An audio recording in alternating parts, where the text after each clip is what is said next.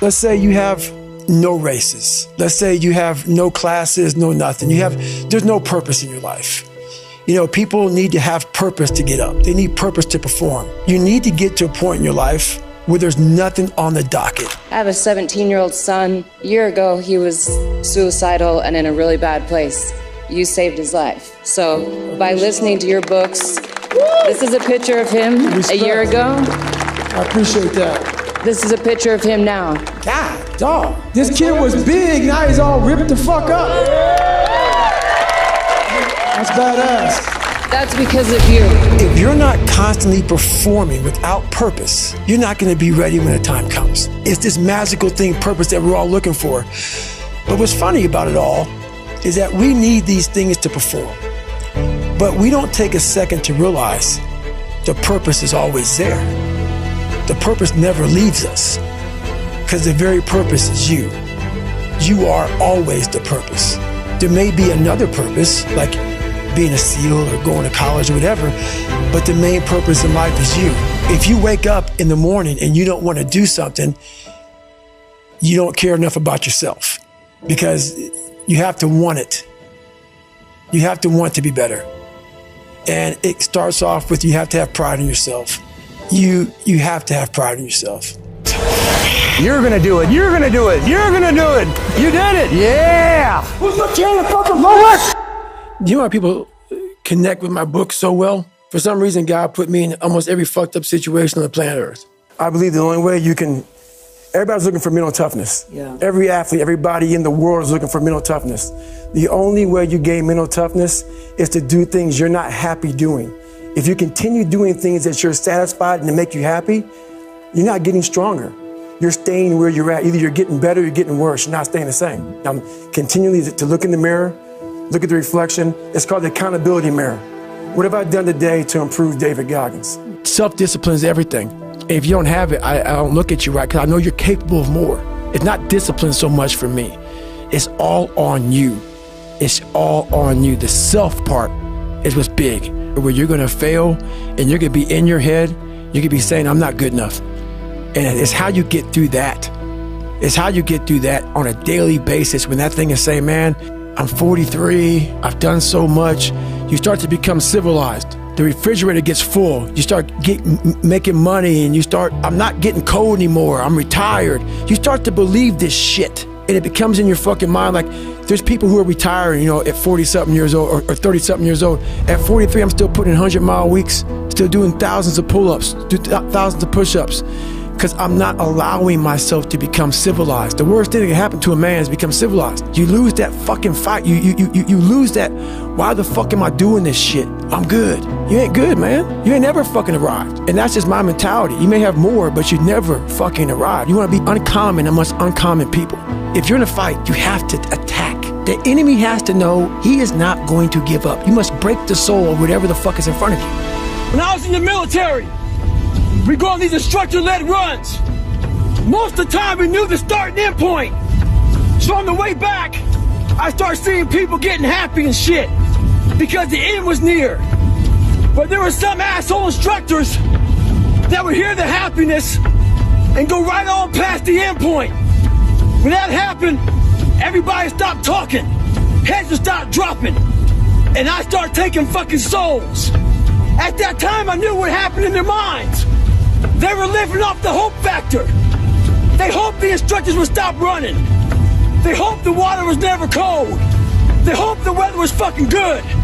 I don't live off that hope shit. I wish the water was cold. I wish them motherfucking instructors keep on fucking running. I wish for fucking rain. When the ending is unknown and the distance is unknown, that's when you know who the fuck you are. Stay hard. So that's why I came with this thing called Taking Souls in my book.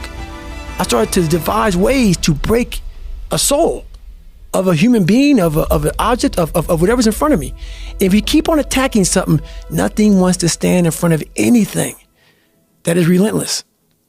Nothing. It brings me back when I was 300 pounds trying to lose fucking weight to get the Navy SEALs. My goal was to go out, I had a plan. My plan was to go out there and run 4 fucking miles. But guess what? Everybody's got a fucking plan so they can hit in the fucking mouth. That's from Mike Tyson. So when your plan fails, when those bolts and fucking laws get too heavy, when you get knocked the fuck down on the fucking canvas, when everything falls apart in your life and your plan is fucked up, what the fuck are you gonna do? There's only one motherfucking option. Stay fucking hard. Make up your own mission statement. What do you want to be in life? And once you do that, now you can work with somebody to get better. You can work with yourself to get better. But until you know what you want to stand for, you will always just be sitting down. You'll never stand for anything. If you pan it down here, you see it's about 3 o'clock in the morning and there's not a car or a person in sight. If you pan over here, it's the same thing. Not a car or a person in sight. People want to know where I find my strength at, where I get my strength. I get it from a lot of places, but right now, this morning, I'm getting it from, there's not a motherfucker that's up. There's not a car, there's not a person. Everybody's in their bed, sleep, dreading that it's a Monday, hate it's a Monday, and I'm loving it. I'm loving that. Where everybody's getting weaker, I'm getting stronger. It's not about the running, the swimming, the push-ups, the sit-ups. It's about what those things do for your mentality. You don't get better on the daggone couch. You get better by coming out here and getting the fuck after it every daggone day. Stay hard. There has to be something. This is what I'm talking about now, because this isn't a hack. This has to be in you. Something in you has to wake up. And usually the only person that can wake it up is you. Sometimes you can read a David Goggins book because I was all this shit and then a lot more of fucked up. But if you don't have a little flame, just barely, you're done. I can't light it for you. And that's the harsh reality of this life that I want to get across so fucking bad. You can watch me, you can watch you, you can watch fucking Rogan and Cameron Haynes, all these motherfuckers. You can go to Tony Robbins' fucking bullshit, do all this shit. You do all this shit. If you could keep going back and keep spending money and spending money and spending money with no results, you can wonder, wow, maybe let me go try out David Goggins. He ain't gonna fucking help you. You have to explore, examine the insides of yourself. And what do you really want out of life? One of the keys to my success in life was I was able to see myself at the end of a very difficult task before I even started it. When I was 297, out of shape and afraid of water, I was able to see myself at graduation as a Navy SEAL. But as time went on, I kept on getting rolled back to day one.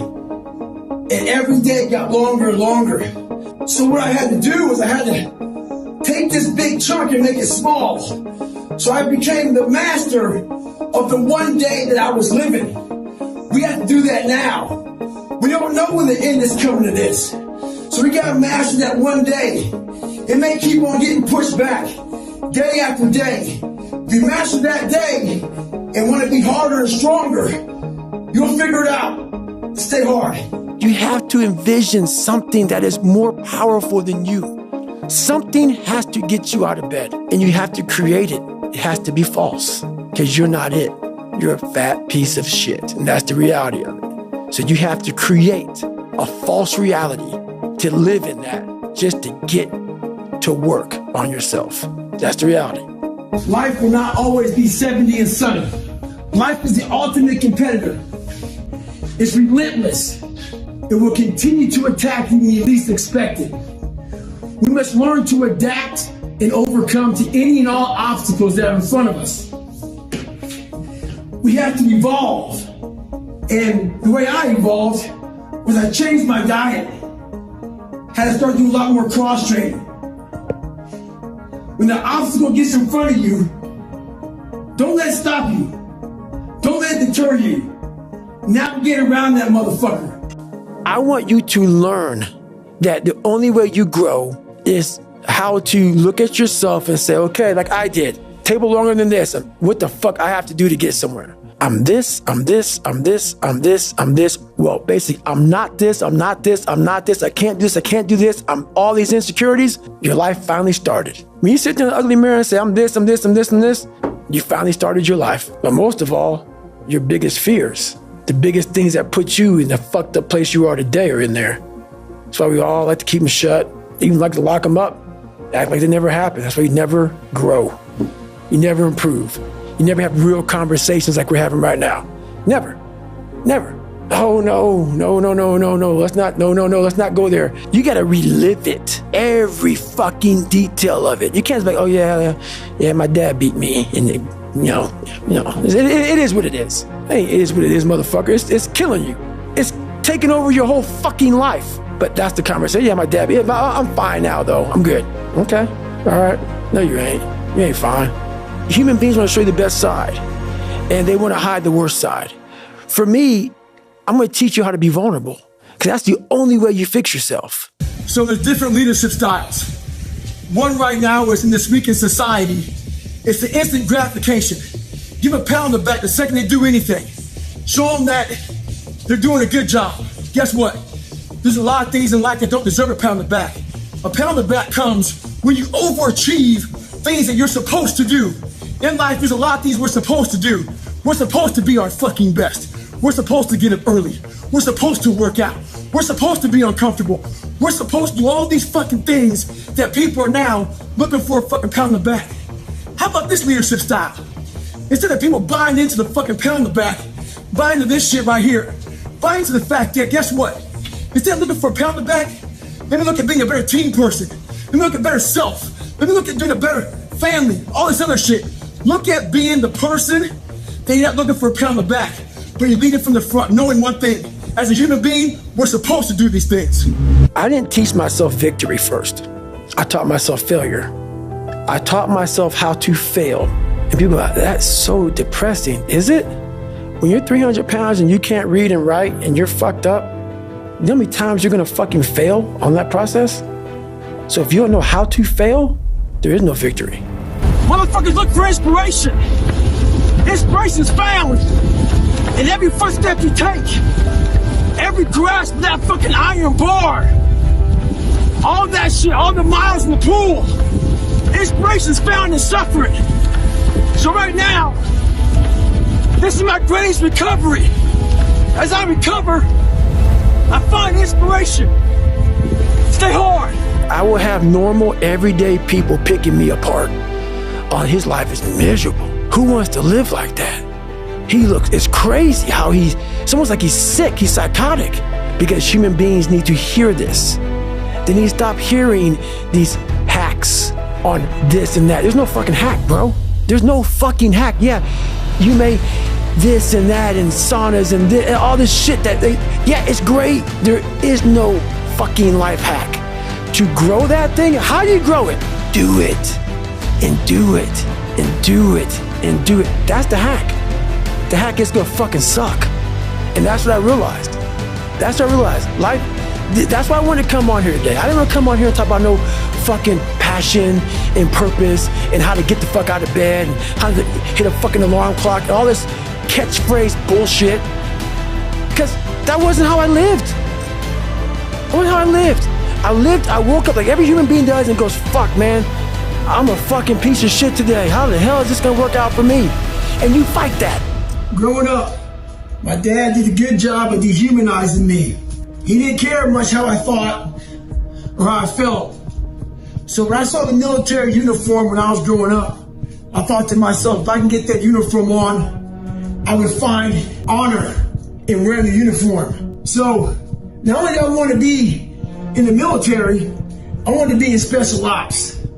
But I realized to be in special ops, you gotta know how to swim. So I got a how-to book on swimming. The first page was easy, float. So I went to the pool, tried to float. I sank right down to the bottom. I realized I was negative buoyant as hell. The more I failed, the more my father's words were creeping to my mind about how I'm not good enough. All this other bullshit he said to dehumanize me. As time went on, I started realizing the more I didn't quit, the more self-respect I gained. And the power was all mine. In life, it's important to do one thing. Many people will try to dehumanize you. It's up to you to find self-respect, identity in yourself. You don't need a uniform to have honor. You need to have pride in yourself. Win. When this voice over here, the real you, is saying, get the fuck out of here. Go. You're nobody. You've always been nobody. And it's true. People don't hear that. That's a true voice.